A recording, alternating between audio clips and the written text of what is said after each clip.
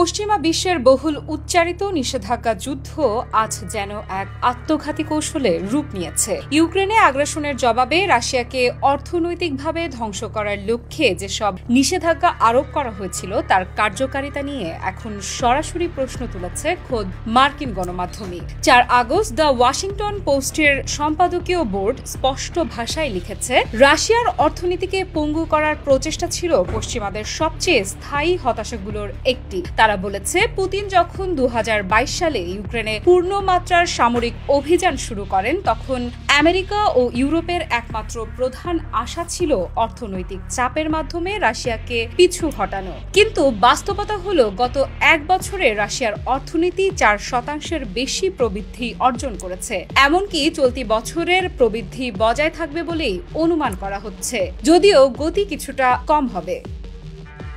এই তথ্যে সবচেয়ে বেশি বিব্রত হয়েছে পশ্চিমা নীতি নির্ধারকেরা, কারণ তারা ভেবেছিল রাশিয়ার ওপর আরোপিত নিষেধাজ্ঞাগুলোই হবে পুতিনের পতনের পথ। কিন্তু উল্টো, পুতিন কৌশলীভাবে বিকল্প বাণিজ্যিক অংশীদার তৈরি করে নিষেধাজ্ঞার বেড়াজাল ভেঙে দিয়েছেন। এই বিকল্প শিবিরের নেতৃত্বে রয়েছে চীন এবং ভারত। রাশিয়ার জ্বালানি খাতই তাদের বাজেটের প্রায় অর্ধেক যোগান দেয়, আর এই খাতেই পুতিন শক্ত ঘাঁটি গেড়েছেন। ওয়াশিংটন পোস্ট জানিয়েছে, রাশিয়ার অপরিশোধিত তেলের সবচেয়ে বড় ক্রেতা এখন চীন 47%, ভারত কিনছে 38%।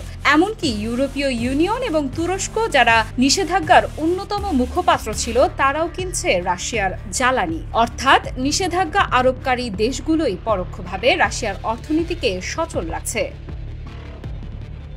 এই জটিল বাস্তবতার মধ্যে দাঁড়িয়ে প্রেসিডেন্ট ডোনাল্ড ট্রাম্প একদিকে নতুন নিষেধাজ্ঞার হুঁশিয়ারি দিচ্ছেন, আবার অন্যদিকে তিনি নিজেই সন্দেহ প্রকাশ করছেন এটি আদৌ কোনো প্রভাব ফেলবে কিনা।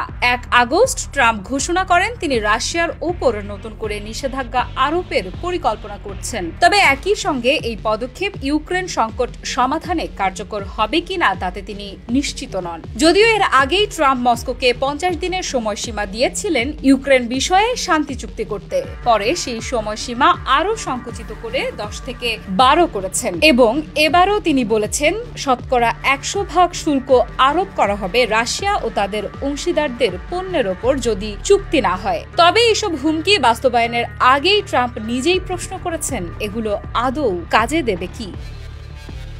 মোনালিসা হেভি ফ্লো 15 পিস প্যাকেটের সাথে 8 পিসের একটি প্যাকেট একদম ফ্রি।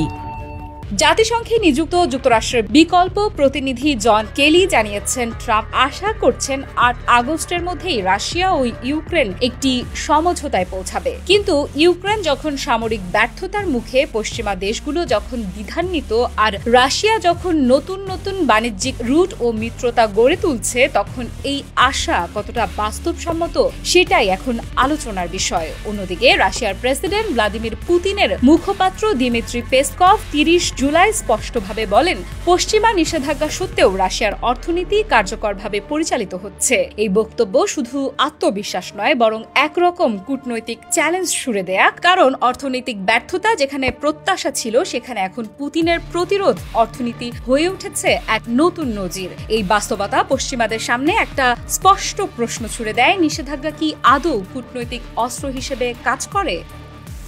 আফরিদা ইফরাত, নিউজ 24।